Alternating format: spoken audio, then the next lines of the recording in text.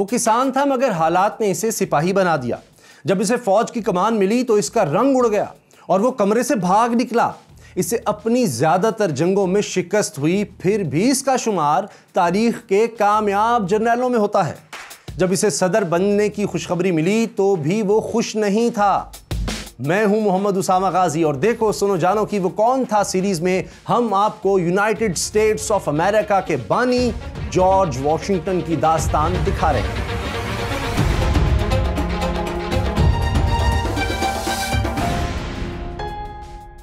1732 میں ورجینیا کے علاقے ویسٹ مورلینڈ کاؤنٹی میں ایک گھر پر آسمانی بجلی گری۔ گھر کی چمنی جل گئی اور ایک مہمان عورت مر گئی۔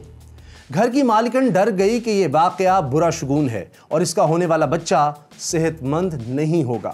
مگر جب 15 فروری 1732 کو اس کے بیٹے نے دنیا میں قدم رکھا تو ماں کے سارے خدشات دور ہو گئے۔ بچہ صحت مند تھا۔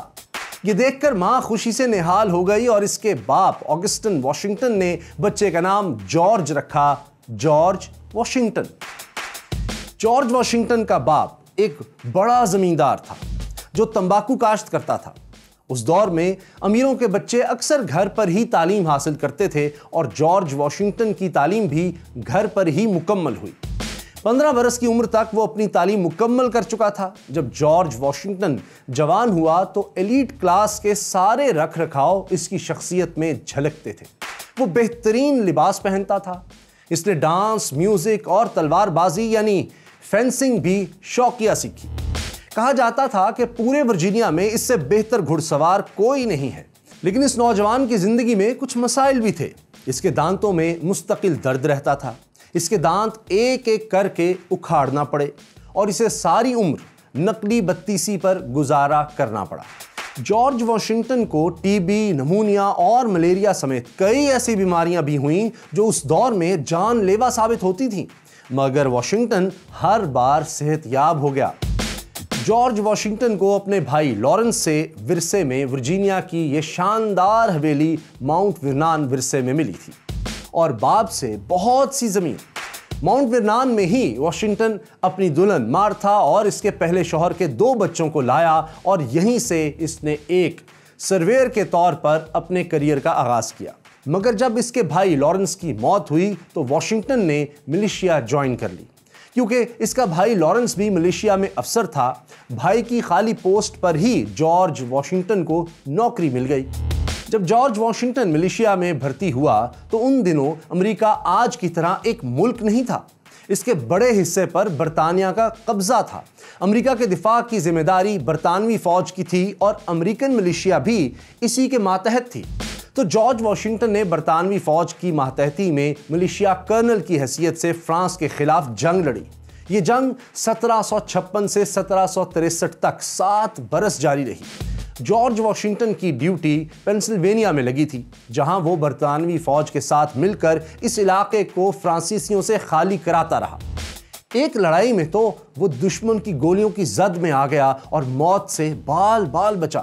ایک اور موقع پر اسے فرانسیسیوں کے گھیرے میں آ کر ہتھیار بھی ڈالنا پڑے۔ جس عمارت میں یہ واقعہ ہوا اسے دوبارہ تعمیر کیا گیا ہے۔ 1763 میں جب برطانیہ نے یہ جنگ جیت لی تو جارج واشنگٹن ملیشیا سے ریٹائرمنٹ لے کر ماؤنٹ ورنان لوٹ آیا اور اپنے فارم میں کھیتی باڑی کرنے لگا، جہاں وہ اپنے سیاہ فام غلاموں سے کام لیتا تھا۔ جی ہاں، جارج واشنگٹن کے پاس بھی 300 سیاہ فام غلام موجود تھے۔ وہ غلامی کو پسند نہیں کرتا تھا اور اسے ناانصافی سمجھتا تھا، لیکن ستم ظریفی دیکھیے کہ اس نے اپنے کسی غلام کو کبھی آزاد نہیں کیا۔ ہاں، وصیت کر گیا تھا کہ اس کی بیوی کی موت کے بعد اس کے تمام غلام آزاد کر دیے جائیں۔ جارج واشنگٹن شاید کبھی سیاست اور فوج کی زندگی میں واپس نہ آتا اگر امریکہ کے سیاسی حالات بدلنا چاہتے۔ ہوا یہ کہ فرانس سے 7 سالہ جنگ کی وجہ سے برطانوی حکومت مقروض ہو گئی تھی۔ قرض اتارنے کے لیے برطانوی شہنشاہ جارج سوئم نے امریکی کالونیز پر بھاری ٹیکس لگا دیے۔ 1767 میں امریکیوں کو کاغذ، پینٹ، شیشے، سیسے اور چائے پر ٹیکس ادا کرنے کا حکم دے دیا گیا۔ امریکیوں کے احتجاج پر باقی ٹیکس تو حکومت نے واپس لے لیے، مگر چائے پر ٹیکس برقرار رہا۔ اس ٹیکس کے خلاف امریکہ میں پرتشدد احتجاج شروع ہو گیا۔ 16 دسمبر 1773 کی رات تو بوسٹن شہر میں امریکی مظاہرین نے ریڈ انڈینز جیسے لباس پہن کر 3 برطانوی جہازوں پر حملہ کیا۔ انہوں نے چائے سے بھرے 342 صندوق پانی میں پھینک دیے۔ اس واقعے کو امریکہ میں بوسٹن ٹی پارٹی کے نام سے یاد کیا جاتا ہے۔ برطانوی فوج نے اس کا بدلہ لینے کے لیے شہر پر حملہ کیا اور عام لوگوں کو ہراساں کیا۔ اس واقعے کے بعد امریکی کالونیز نے برطانوی تسلط سے آزادی حاصل کرنے کا فیصلہ کر لیا۔ کالونیز کے نمائندوں نے فیلاڈلفیا کے آزادی ہال میں کانفرنسز شروع کر دیں۔ کیونکہ جارج واشنگٹن ورجینیا کی مقامی اسمبلی کا رکن بھی رہ چکا تھا، اس لیے ان کانفرنسز میں اس نے ورجینیا کی نمائندگی کی۔ کالونیز کے نمائندوں کی کانفرنس کو کانٹیننٹل کانگریس کا نام دیا گیا تھا۔ 4 جولائی 1776 کو اسی کانگریس کے پلیٹ فارم سے امریکہ کی 13 کالونیز نے آزادی کا اعلان کر دیا۔ اعلان آزادی پر جارج واشنگٹن نے بھی دستخط کیے۔ آزادی کی لڑائی کے لیے جارج واشنگٹن کو کمانڈر چنا گیا، کیونکہ پورے امریکہ میں ایک بھی شخص جارج واشنگٹن جتنا فوجی تجربہ نہیں رکھتا تھا۔ مطلب اس کے علاوہ کوئی دوسری آپشن ہی نہیں تھی۔ چنانچہ کانگریس نے جارج واشنگٹن کو امریکہ کی ریگولر آرمی کا کمانڈر بنا دیا۔ جارج واشنگٹن نے کمان قبول تو کر لی، لیکن ایسا کرتے وقت اس کے چہرے کا رنگ سرخ ہو گیا اور گھبراہٹ میں وہ کمرے سے بھاگ نکلا۔ جارج واشنگٹن نے فوج کی کمان تو سنبھال لی تھی، مگر جنگ آسان نہیں تھی۔ دشمن کے علاوہ اسے موسم کی سختیوں کا بھی مقابلہ کرنا پڑا۔ اسے خطرناک دریا بھی عبور کرنا پڑے، جہاں ایک معمولی غلطی بھی اس کی پوری فوج کو موت کے منہ میں دھکیل سکتی تھی۔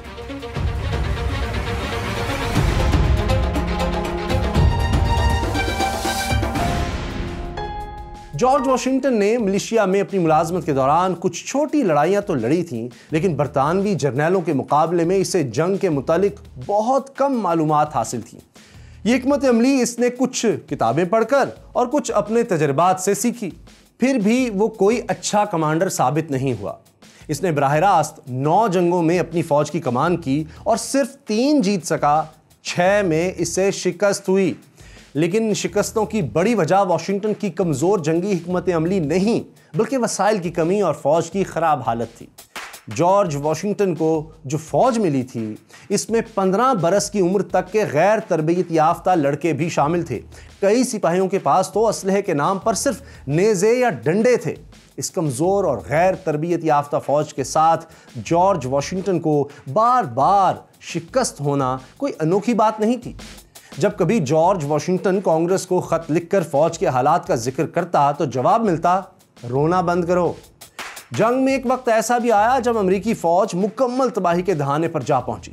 ہوا یہ کہ جارج واشنگٹن نے 1777 کے موسم سرما میں اپنی فوج کو آرام دینے کے لیے ریاست پینسلوینیا میں ویلی فارج کے مقام پر اپنا کیمپ لگا لیا۔ اس کے ساتھ 10,000 فوجی تھے، مگر اس کیمپ میں فوجیوں کو گرم رکھنے کا کوئی انتظام نہیں تھا۔ جب برف باری شروع ہوئی تو ارد گرد کے جنگل کی لکڑیاں اتنی گیلی ہو گئیں کہ انہیں جلانا انتہائی مشکل ہو گیا تھا۔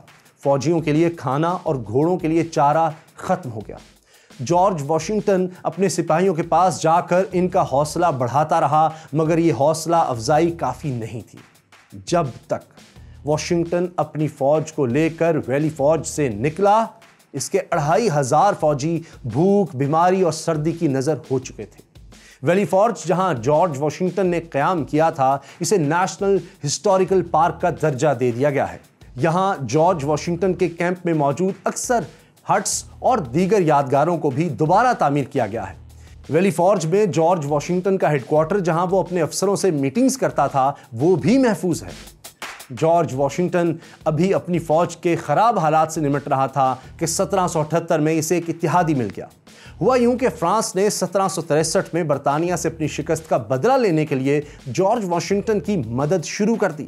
ایک فرانسیسی جرنیل مارکس لافیٹ بھی 1 سال پہلے امریکہ پہنچ کر جارج واشنگٹن کا قریبی ساتھی بن چکا تھا اور اس کی فوج کو تربیت دے رہا تھا۔ جارج واشنگٹن کو ایک سابق جرمن فوجی وان سٹیبون سے بھی بہت مدد ملی۔ اس شخص نے امریکی فوج کو ایک یونٹ کی طرح لڑنا سکھایا اور بتایا کہ برستی گولیوں کے باوجود میدان جنگ میں کیسے ڈٹے رہنا ہے۔ یوں اتحادیوں کی مدد اور کچھ اپنی ناکامیوں سے سیکھ کر جارج واشنگٹن اپنی فوج کو بڑی حد تک بہتر بنانے میں کامیاب ہو گیا۔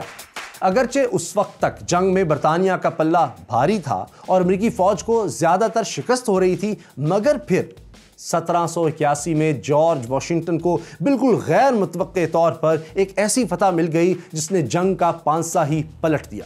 ہوا یہ کہ امریکہ میں برطانوی فوج کا کمانڈر جنرل لارڈ کارنوالیس اپنے 7000 فوجیوں کے ساتھ ورجینیا کے قصبے یارک ٹاؤن چلا گیا۔ یہ قصبہ 3 طرف سے پانی میں گھرا ہوا تھا۔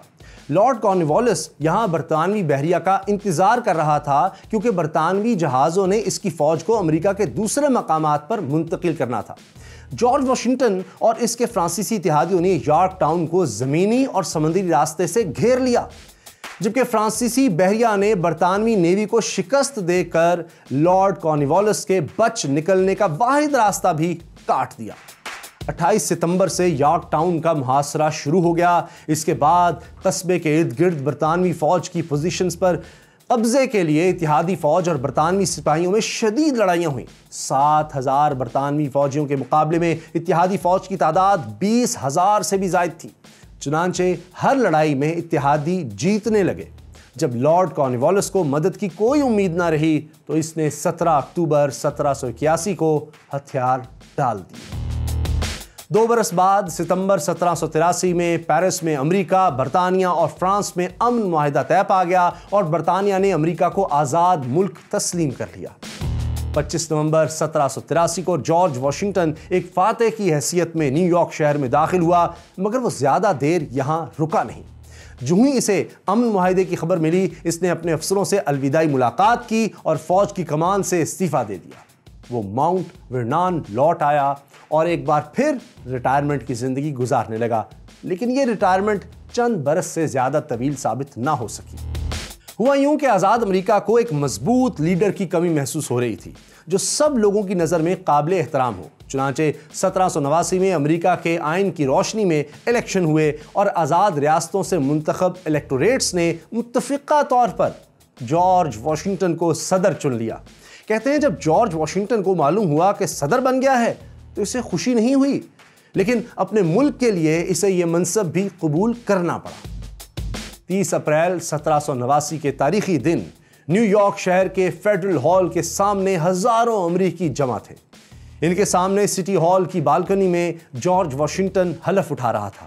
اس نے یہ الفاظ کہے، میں سنجیدگی سے یہ حلف اٹھاتا ہوں کہ میں امریکی صدر کے عہدے کی ذمہ داریاں پوری ایمانداری سے انجام دوں گا اور اپنی بہترین صلاحیتوں کے ساتھ امریکی آئین کی حفاظت کروں گا۔ جارج واشنگٹن کے بعد سے آج تک ہر امریکی صدر انہی الفاظ میں حلف اٹھاتا ہے۔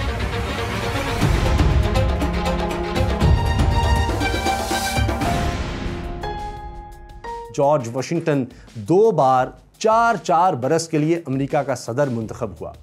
اس نے 1789 سے 1797 تک حکومت کی۔ اس دوران 2 واقعات نے اس کی شہرت کو خاصا نقصان بھی پہنچایا۔ پہلا واقعہ وسکی پر ٹیکس کے خلاف پینسلوینیا میں بغاوت کا تھا۔ 1794 میں ہونے والی بغاوت کے دوران باغیوں نے ٹیکس جمع کرنے والوں کو اغوا کر لیا۔ سرکاری ملازمین کو ذلیل کرنے کے لیے ان کے جسموں پر تارکول مل کر ان پر پرندوں کے پر لگا دیے جاتے، پھر انہیں ایک لکڑی پر بٹھا کر 2 لوگ اٹھا لیتے اور شہر میں ان کا جلوس نکالا جاتا۔ اگرچہ سرکاری ملیشیا کی مداخلت کے بعد یہ بغاوت ختم ہو گئی، مگر عوام میں جارج واشنگٹن غیر مقبول ہو گیا۔ ایسے کارٹون شائع ہوئے جن میں دکھایا گیا تھا کہ واشنگٹن نے آئین کو لپیٹ کر بغاوت کو بوتل میں بند کر دیا ہے۔ واشنگٹن کی شہرت کو دوسرا دھچکا تب لگا جب اسی برس یعنی 1794 میں ہی جارج واشنگٹن نے برطانیہ سے تجارت اور بحری سفر کا معاہدہ کر لیا۔ اس معاہدے کے تحت امریکہ نے وعدہ کیا کہ آزادی سے پہلے برطانوی کالونیز پر جو قرض تھا وہ امریکہ ادا کرے گا، برطانیہ نہیں۔ اس معاہدے پر جارج واشنگٹن کو کانگریس اور میڈیا کی طرف سے شدید تنقید کا سامنا کرنا پڑا۔ ایک اخبار نے تو اسے جعلی محب وطن اور دوغلا انسان بھی قرار دے ڈالا۔ ان ذاتی حملوں سے جارج واشنگٹن کو بہت تکلیف پہنچی، مگر اس نے صدر کی حیثیت میں اپنی ذمہ داریاں جاری رکھی۔ جارج واشنگٹن کو اپنے گھر ماؤنٹ ورنان کی یاد بھی ستاتی رہتی تھی، چنانچہ اس نے امریکی دارالحکومت کو اپنے گھر ماؤنٹ ورنان کے پاس ہی منتقل کرنے کا فیصلہ کیا۔ اس مقصد کے لیے اس نے ورجینیا کے قریب ایک شہر تعمیر کرایا جسے آج واشنگٹن ڈی سی کہا جاتا ہے۔ اس شہر میں امریکی صدر کی رہائش گاہ کے لیے وائٹ ہاؤس کی تعمیر بھی شروع ہوئی، مگر وائٹ ہاؤس مکمل ہونے سے پہلے ہی جارج واشنگٹن کی صدارت کی دوسری مدت بھی ختم ہو گئی۔ وہ تیسری مدت کے لیے صدارتی امیدوار نہیں بنا۔ اپنے الوداعی خطاب میں اس نے کہا، 2 ٹرمز ایک صدر کے لیے بہت ہیں، اب نئے صدر کو حکومت سونپنے کا وقت ہے۔ 1797 میں جارج واشنگٹن تیسری اور آخری بار ریٹائر ہو گیا اور ماؤنٹ ورنان لوٹ گیا۔ وہ اپنی زمینوں کی دیکھ بھال کر کے وقت گزارنے لگا، لیکن یہ ریٹائرمنٹ بھی زیادہ طویل نہ ہو سکی۔ 12 دسمبر 1799 کے روز جارج واشنگٹن بارش میں بھیگتا ہوا کھیتوں سے گھر لوٹا۔ اس نے اپنے بھیگے ہوئے کپڑے تبدیل کرنے کی زحمت نہیں کی۔ 2 روز بعد 14 دسمبر کو اس کا گلا انفیکشن کا شکار ہو چکا تھا۔ جب طبیعت بہت بگڑ گئی تو بستر پر لیٹے لیٹے اس نے اپنی بیوی مارتھا سے کہا، مجھے لگتا ہے میں جا رہا ہوں۔ پھر اس نے اپنی نبض خود چیک کی اور چند لمحوں بعد دم توڑ دیا۔ موت کے وقت اس کی عمر 67 برس تھی۔ جارج واشنگٹن کو ماؤنٹ ورنان سے کچھ فاصلے پر ایک 4 دیواری میں دفن کر دیا گیا۔ ابراہم لنکن کی طرح جارج واشنگٹن کے مذہبی خیالات پر بھی اختلاف پایا جاتا ہے۔ وہ مذہب میں بہت کم دلچسپی لیتا تھا اور اپنی تحریروں میں بھی خدا اور حضرت عیسیٰ علیہ السلام کا ذکر کم ہی کرتا تھا۔ جارج واشنگٹن کی کوئی اولاد نہیں تھی اور اس کی ساری محبت اس کے سوتیلے بچوں کے لیے وقف تھی۔ آج جارج واشنگٹن کو امریکہ کا بانی مانا جاتا ہے۔ اس کی سالگرہ ہر فروری کے تیسرے پیر کو منائی جاتی ہے، جسے پریزیڈنٹس ڈے کہا جاتا ہے۔ اس روز امریکہ میں سرکاری چھٹی ہوتی ہے اور ملک بھر میں پریڈز منعقد ہوتی ہیں۔ جارج واشنگٹن کی یادگاریں اور مجسمے امریکہ بھر میں پھیلے ہوئے ہیں۔ وائٹ ہاؤس کے قریب یہ مینار بھی واشنگٹن کی یاد میں تعمیر کیا گیا ہے۔ مشہور زمانہ پہاڑی ماؤنٹ رشمور پر جن 4 امریکی صدور کے چہرے تراشے گئے ہیں، ان میں جارج واشنگٹن بھی شامل ہے۔ جارج واشنگٹن نے امریکہ کو بنایا، لیکن اگر آپ امریکہ کو بچانے والے صدر ابراہم لنکن کی کہانی دیکھنا چاہتے ہیں تو اس پلے لسٹ پر کلک کریں۔ یہ رہی 2 نوجوانوں کی داستان جنہوں نے انسان کا ہوا میں اڑنے کا خواب پورا کیا، اور یہاں دیکھیے اسٹیو جابز نے ایپل کمپنی کیسے بنائی۔